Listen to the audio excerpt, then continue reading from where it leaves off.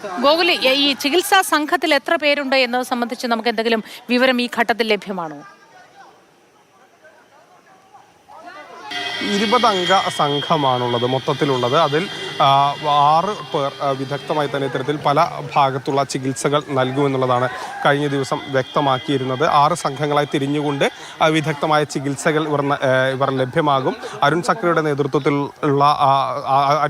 നേതൃത്വത്തിലായിരിക്കും അവർക്ക് നിർദ്ദേശങ്ങൾ നൽകുക. ഈ സംഘങ്ങൾക്ക് ആവശ്യമായ നിർദ്ദേശങ്ങൾ നൽകുകയും ചികിത്സ നൽകുകയും ചെയ്യുക. ഏതായാലും 6 സംഘങ്ങളായി ഇവർ തിരിഞ്ഞ് 20 പേരും 6 സംഘങ്ങളായി തിരിഞ്ഞ് ഓരോ ഭാഗങ്ങളിലായി ചികിത്സ നൽകും. ഏതൊക്കെയാണ്? ഇപ്പോൾ ഒരുപക്ഷെ പലതരത്തിലുള്ള ഇഞ്ചക്ഷനുകൾ നൽകേണ്ടതുണ്ടാകും. ഒരു വിഭാഗം അത്തരത്തിലുള്ള ഇഞ്ചക്ഷനുകൾ നൽകും.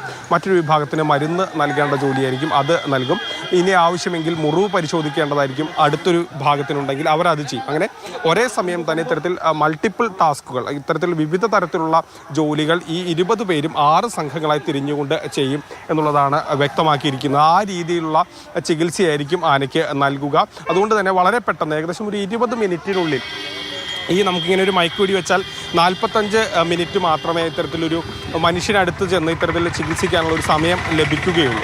അപ്പോൾ അതുകൊണ്ട് തന്നെ 20 മിനിറ്റ്, ഏകദേശം ഒരു 20-30 മിനിറ്റിനുള്ളിൽ ഈ ജോലികളൊക്കെ തന്നെ ആന മയങ്ങി നിന്നാൽ പൂർത്തിയാക്കേണ്ടതുണ്ട്. അതുകൊണ്ട് തന്നെയാണ് ഇത്തരം 6 ടീമുകളായി തിരിഞ്ഞുകൊണ്ട് തന്നെ വളരെ വേഗത്തിൽ ആനയ്ക്ക് ചികിത്സ നൽകുന്നതടക്കമുള്ള നടപടിക്രമങ്ങളിലേക്ക് നീങ്ങുന്നത്.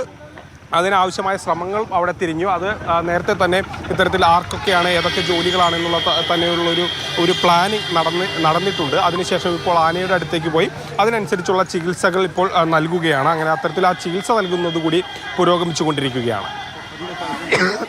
തീർച്ചയായും ചുരുങ്ങിയ സമയത്തിനുള്ളിൽ ആനയ്ക്ക് ചികിത്സ നൽകി മയക്കം വിടുന്നതിന് മുൻപ് തന്നെ ചികിത്സ നൽകുക എന്നത് വളരെ പ്രാധാന്യമുള്ളൊരു കാര്യമാണ്, വളരെ മുഖ്യമാണ്. അതിനുള്ള ശ്രമങ്ങളാണ് ഇപ്പോൾ നടക്കുന്നത്.